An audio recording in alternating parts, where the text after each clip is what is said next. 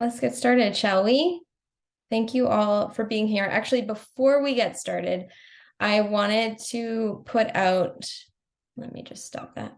I wanted to put out a request. So tomorrow might be the most important day of all the days, because tomorrow is the day where we take all of these threads and weave them together in relation to your life. So we're going to start to put it into practice with what you are wanting to create. So that creation can be an external creation, like I want to be an author and create a book. So maybe the book is the creation that you have in mind. Or maybe you have a business and you're wanting to create a certain income level for your business. So that could be the creation, right? Those are external creations. Alternatively, you're also welcome to look at it from the internal. So maybe there's an internal result that you're wanting to create. Maybe you're wanting to feel more confident in your business, or maybe you're wanting to create more joy and ease. So really give some consideration over the next 24 hours to what it is that you are wanting to create in your life currently. What's the thing you desire the most right now, and bring that to tomorrow's session. We're going to look at some of the things that we've talked about in relation to that, and it really helps to have something specifically in mind. All right, so that's that, and let's dive in.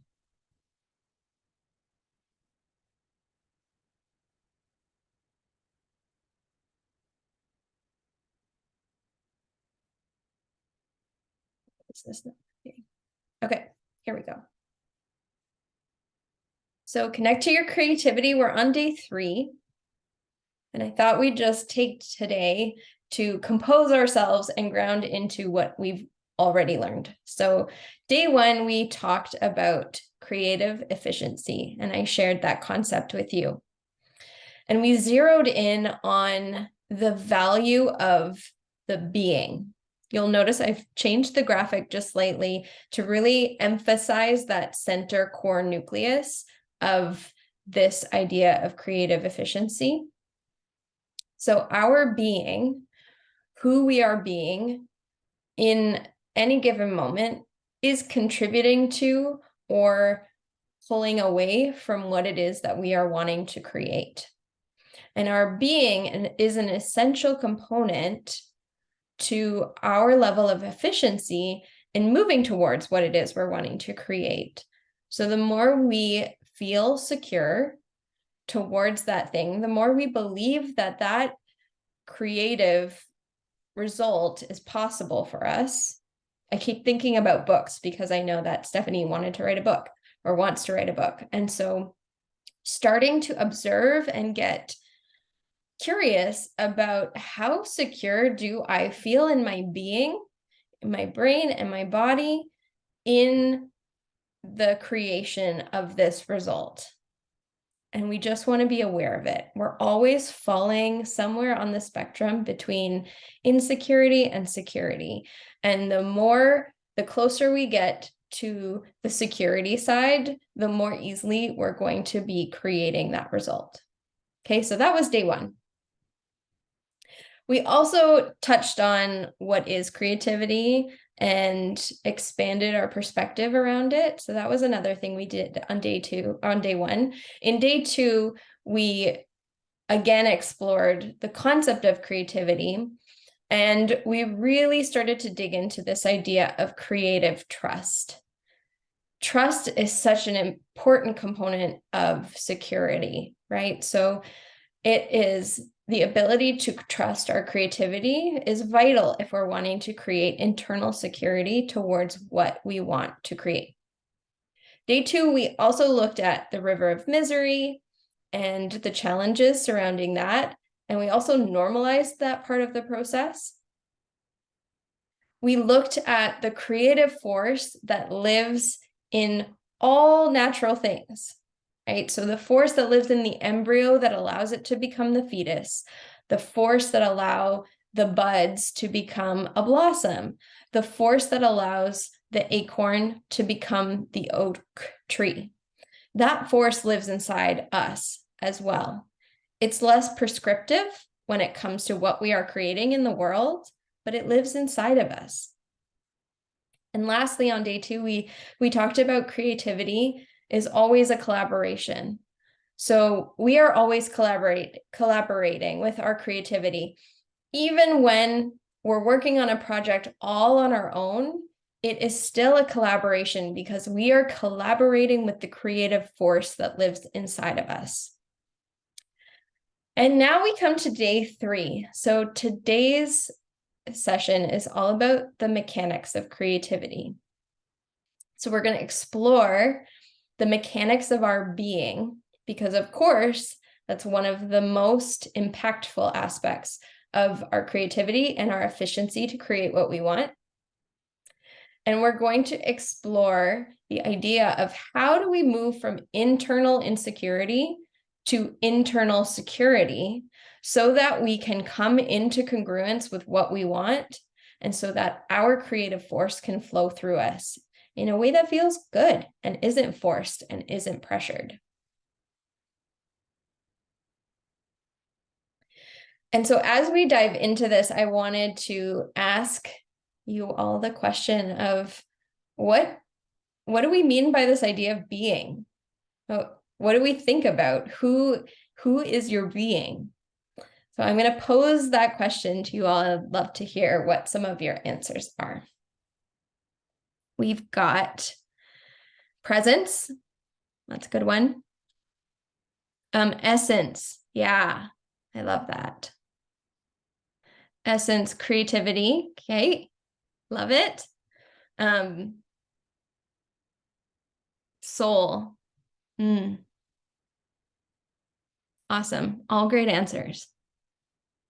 The way that I like to think about my being is I think about it in 3 different components.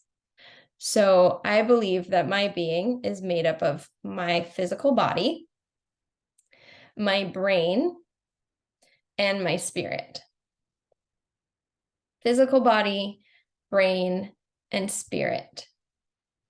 And when these 3 things align and are working on the same team, working towards the same goal, working from the same beliefs, then we have creative efficiency. Our being is in congruence with what it is that we want. So when my body wants to, let me use the example of teaching, because this has been something that I've been working on over the past year, was my belief in myself as a teacher. The belief that I could put on a workshop like this, I could create a workshop and show up and do it, follow through with the action. So the last year I've been working on aligning these 3 parts. My spirit wanted to teach. My spirit wanted to put on workshops that would be of value, but my body was resistant to it. There was physical sensation of resistance, and my brain told me that I couldn't. My brain told me that I wasn't good enough. My brain told me that I wasn't clear enough and that it would just be confusing and hard for people to understand. So the work that I have been doing over the past 6 months to a year has been the alignment of my body, brain, and spirit, so that by the time I came to do this was about 2 weeks ago that I came up with the concept and put it all together. It all kind of flowed out of me. It was not hard to put this on. It was not hard to market it. Sometimes it's been a little bit difficult to show up, I'm not going to lie, but I know how to bring my body, brain, and spirit together. And I have brought myself to the stage of security where these things can flow fairly easily. So our creativity works best when our brain and our body are playing on the same team, and our spirit too. I think our spirit is often speaking to us before our brain and body come into alignment and congruence with the spirit. And so that's really our work. How can we support our brain and our nervous system and the mechanics of those two essential pieces? How can we support them so they come into alignment so that our brain and nervous system feel safe to create this thing? So that really depends on 5 steps. This slide is so packed with goodness. I advise you to take a screenshot of it and have it handy, because as you are creating various different things, it might be a really good checklist to come to. I also know there's a lot of information here, so give yourself some space with it and know that there's a reason why people hire me, because this stuff is not necessarily easy to approach, okay? It's simple. The concepts are simple, but actually applying it can take some work, and it can be useful to have that support. So if you're like, whoa, this is a lot, just know, take a bit deep breath. Everything's fine. I want to share this with you because I think it's vital information, but you can work with it little bit by little bit. So how we can support our brain and nervous system, these 5 steps start with, we need to meet our physiological needs, right? Our body has physiological needs that the more we can meet those needs, the more it will help our brain have thoughts that are supportive and that move us towards what our spirit is wanting. Okay, so physiological needs are things like breath. Breath is so important. And you'd be surprised at how often we as humans can hold our breath or breathe in shallow ways. So the way you are breathing in your day-to-day is something to just become aware of. Your intake of water. We are mostly made of water. Therefore, we need to be replenishing our supply of water. It's important for things to function and move through our bodies properly. Nutrition. Making sure that we are getting the vitamins and minerals that our body needs to think, to fire properly. We've got all sorts of electrical systems in our bodies, synapses, and these things need vitamins and minerals in order to work properly. I am somebody who can be low of B12, and I notice a huge difference in the ability for my brain to function in a positive moving direction when I don't have enough B12 in my body. So it can be as simple as that, but nutrition is important. And then, of course, sleep. So meeting physiological needs. This is a great place to start. If you are feeling like creating what you want comes hard, start looking there. How are you supporting your physiological needs? Second piece, the awareness of your thoughts, the thoughts in your brain, and the feelings in your body, and really being able to distinguish between these two sources. There is an electrical and mechanical system related to our brain, how our brain thinks, and how it communicates to the body. And our brain communicates to the body through thoughts and through feelings. Now, we have thoughts that don't really mean anything to us, right? Like we can think a random thought and be like, well, that was random, cool. And we can think thoughts that really impact us heavily.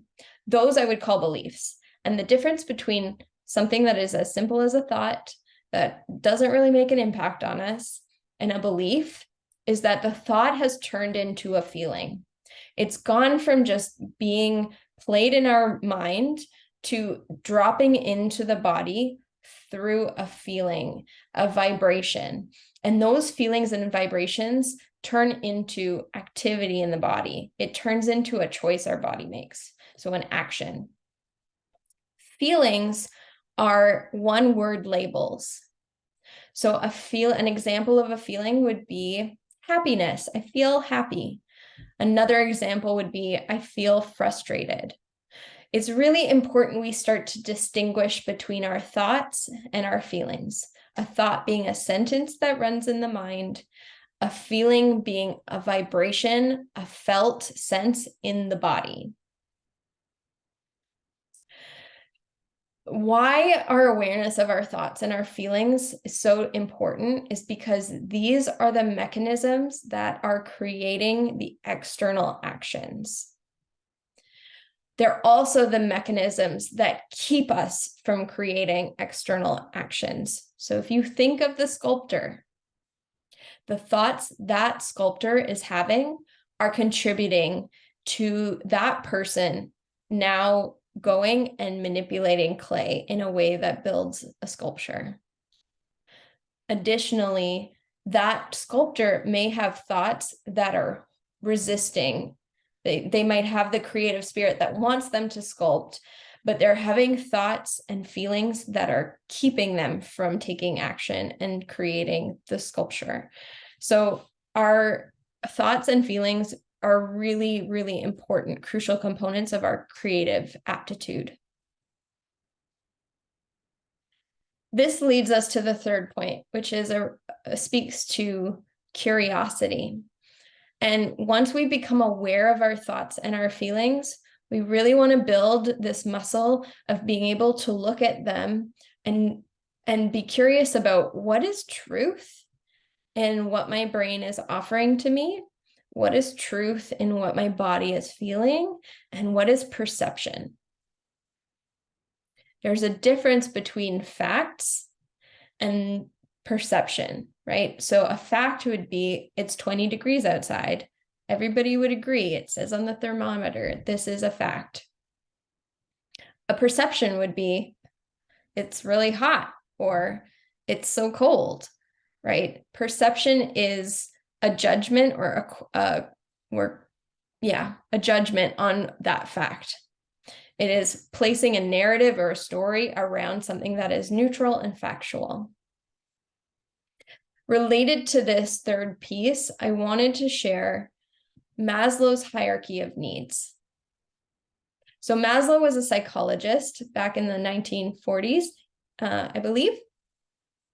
And he came up with this hierarchy of needs, and it's a pyramid of the needs that motivate people and help people feel satisfied.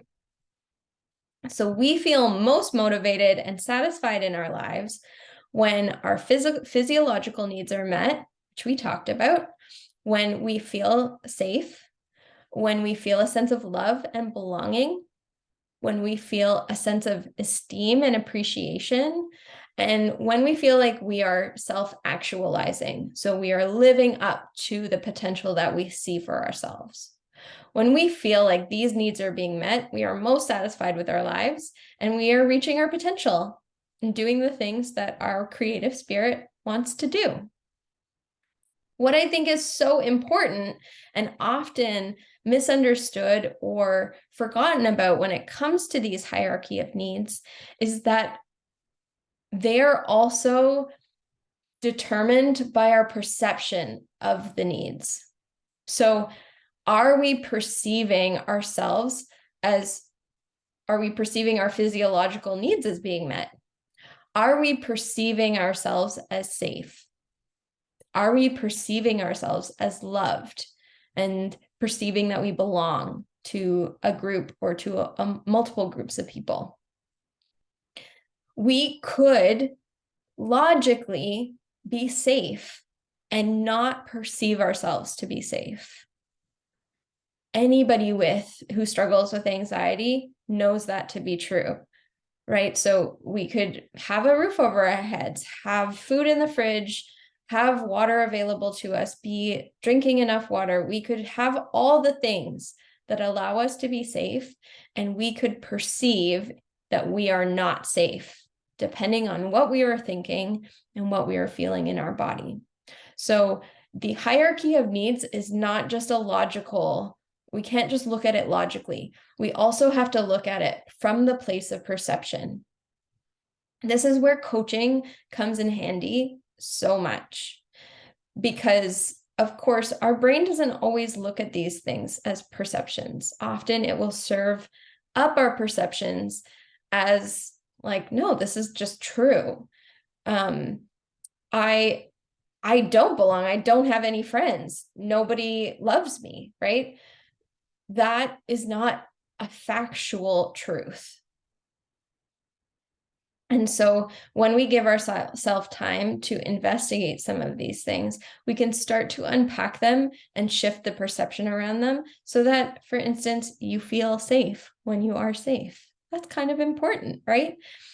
I have so many examples of working through some of these things with my client, Kelsey. She really, really struggled in feeling like she could meet her physiological needs.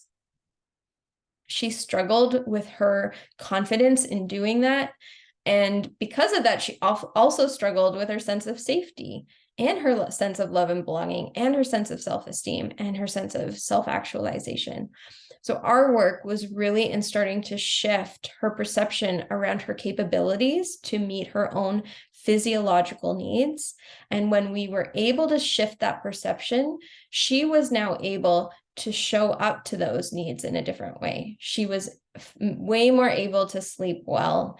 She was cooking for herself where she hadn't been before. She was drinking water on a regular basis.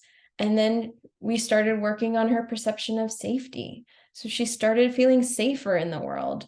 She started feeling more love and security around her family. These were all perceptions that we started to work on. And now she's like painting again and doing and actually following the creative pursuits that she has in her life. So unless those needs are being met, either logically being met and perceptively being met, it's so much harder for us to then actualize our creative pursuits. My client, Tony, she really struggled with love and belonging. So that was where our work was focused, was helping her build a sense of love within herself so that it didn't matter as much what she thought other people felt about her. And then that allowed her to allow herself to belong and to allow herself to be loved by other people. Again, just shifting her perceptions around some of the storylines in her head allowed her to access that need more easily. And then with my client, Adam, he struggled with esteem. So feeling confident in what he was doing. And because he didn't feel confident in what he was doing, he was often doubting himself or questioning his actions. It meant that he was keeping himself from a lot of the things that he wanted. As soon as we started to shift that confidence, he bought a house, which was something he had been wanting to do for a long time. He moved. He was able to now enjoy the work that he was doing and his job, and is now flourishing in his new home and building community out there and following his creative pursuits. So these are really important, and I can't emphasize enough this idea of perception and the power that it has. We don't have to actually change a lot of the external circumstances in order to change how you feel about them. Moving down the ladder from curiosity, we come to compassion. So having the compassionate ability to hold space for all the emotions. This is not something we're necessarily taught. We're not necessarily taught to welcome in negative emotions. We're not taught to invite disappointment in our lives. We're not taught to invite frustration, to allow it to be there. But as we start to build compassionate space around some of these more difficult emotions to feel, we become less afraid of those emotions. We become more secure around them. And as we become more secure around those emotions, we're able to move through the actions that are necessary in order to create what we want. way more easily. I remember hearing from a peer of mine, when I'm able to feel any emotion, I can create anything. One of the biggest obstacles for us in our creative capacity is our fear of certain emotions. It's like, I don't want to go and sing in front of a bunch of people because I'm afraid I'm going to embarrass myself. I'm afraid I'm going to feel embarrassed, right? If we're not as afraid of feeling embarrassed, we're much more likely to go take the action that our creative spirit wants to take. Okay, so normalizing negative emotions, building compassionate space around them. I actually had a very apt experience this morning when I woke up. I woke up feeling that sense of dread. I felt really afraid. I felt anxious. I felt hopeless about some of the things that I was creating and whether they were impacting people, right? I was having all of those thoughts like, this isn't worth it. Nobody cares about this, all of that, all of those kinds of normal, natural thoughts that we have as humans when we're following our creative pursuits. As I was trying to dive into putting on the last finishing touches to this presentation, I was coming up against that wall of resistance. I was coming up against all of those negative emotions and all of those negative thoughts in my brain. And I wasn't able to focus on what it was that I wanted to do. So rather than try and force myself through this emotional process that I was in, I lay down on my floor. I spread my arms nice and wide. I connected to my breath and I started compassionately sharing compassionate dialogue with my body. I started talking to my body and asking it, what are you feeling right now? Why do you feel this? It's okay that you feel this way. We're going to lie here and let you feel it for as long as you need to. And no word of a lie, within 5 minutes, I was back to it. I sat up. I felt like a completely different person. I had access to my brain again and my higher functioning thinking. And I was able to then focus on what I wanted to share with all of you today and put together the last finishing touches. So do not discount this step. This is one of the most crucial and important skills you can learn, is how to hold compassionate space for your emotions. And as I said, it doesn't have to take a lot of time. That was 5 minutes. And I can tell you, if I had tried to force myself through it, it would have been way more frustrating of an endeavor. My creativity wouldn't have come out fluidly, and I would not have come to this session feeling confident in what I was sharing. The fifth and final piece of this system of supports for our brain and our nervous system is our conscious ability to focus the mind on what it is that we want, what's working, and how we are progressing. Our nervous systems have a built-in default mode of negativity bias. This is a survival strategy.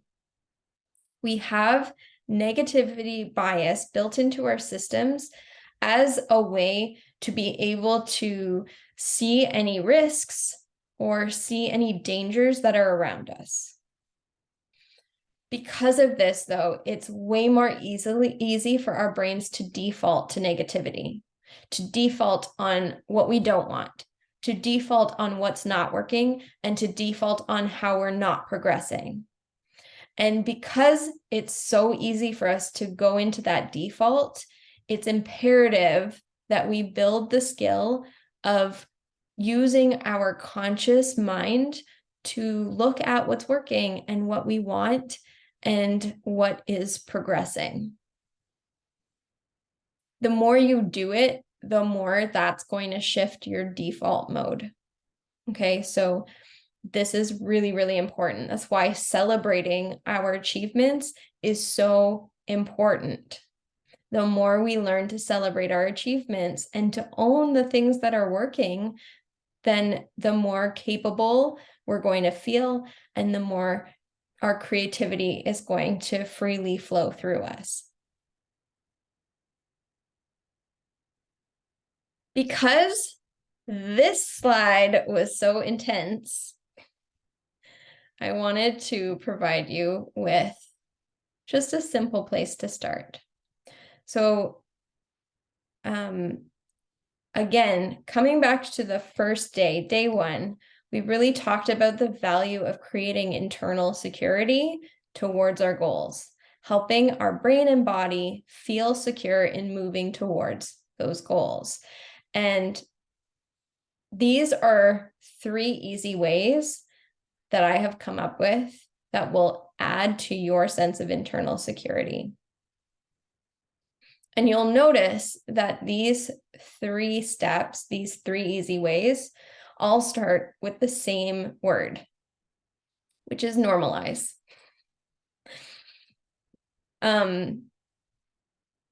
Why I think normalize is such a powerful word. In some ways, I can feel a little bit averse to the word normal because I also love to value what's unique and what is weird and awesome about each person. And normal tends to kind of overshadow that. But there's an energetic aspect to the word normal that I think is important when it comes to security. When we state something as being normal, we're also seeing it in our body as being safe, predictable, expected. That has an impact on our nervous system. So the first easy way to add to your security and to add to your creative capacity is to normalize and trust in your creativity. We did that in day one when I talked about, we are always creating. There are not creative people and non-creative people. We're all creative. And the ways our creativity manifests is different. Some people are creative within their practice as a dentist. Some people are creative in their practice as a painter. I am creating right now as I sit here and communicate with all of you. So every act in the world is creative and every person is creative. This is a way we can normalize creativity. And yesterday we talked about creative trust, right? So normalizing the creative force within us. This is part of nature. Our creativity is part of our human nature. These 2 things that we looked at in day 1 and day 2 are ways that we have normalized creativity, which allows us to trust it a lot more and relax into it. The second easy way to add to your sense of security and move towards what it is that you're wanting to create is to normalize negative thoughts and feelings. This we talked about in day 1 when we were talking about learning how to create security around your insecurities. And we talked about it in day 2 when it was normalizing the river of misery. This is a part of the creative process. It will come up. We can normalize it. And by normalizing it, we take away its potency. And the third easy way to add to your security is to normalize the action steps one at a time. I saw such a huge shift in myself recently when it came to this one in response to the work I was doing with my diabetes coach. I need a sip of water. So I have type 1 diabetes. And just like what we talked about around thoughts and feelings, with type 1 diabetes, in order to achieve your authority over your diabetes as much as possible, it's imperative that you build awareness around the patterns. And in order to build that awareness, it helps to document numbers, right? To document what you did and reflect on it and learn from it, to learn from all these different choices that we make. This is something I have had a lot of challenges with doing over the years. And I have like pretty good control over my type 1 diabetes, but I don't like looking at the numbers because I experience so much discomfort around it, so much shame. There's a whole load of emotional experience that comes from doing that. And so it is something that I resist. And I was resisting in particular the practice of recording my numbers and looking at my patterns with my dinner time meals. And an insight that I came to was, what if I normalize this action? So rather than thinking of like, oh, this is something I have to do and making it bigger than it needed to be, because it really is not a difficult thing to do, but I was making it so difficult in my mind. I asked myself, what if I just looked at this like it was a normal part of my day already?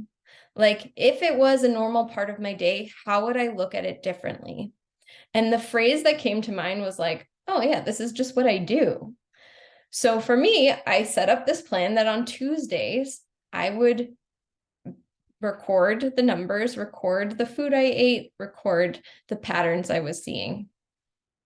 And sure enough, immediately, I applied this idea of this is normal, and I have shown up week after week with consistency to do it. There is something that happens when we put steps, action steps, when we put thoughts and feelings, when we put things like creativity on a pedestal. It means that whatever we've put on that pedestal has a lot of space where it can fall. And if it has a lot of space where it can fall, it means we're going to have so much more pressure around it.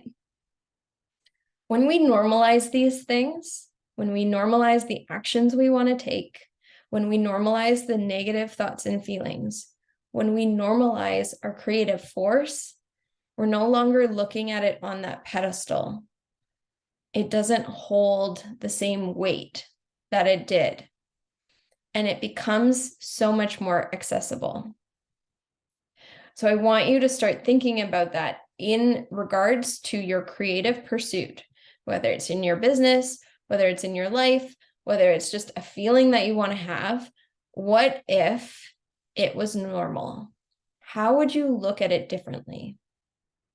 If it was already a part of your normal everyday life, what kind of thoughts would you have about it? And what would you feel towards it? How does that land for all of you?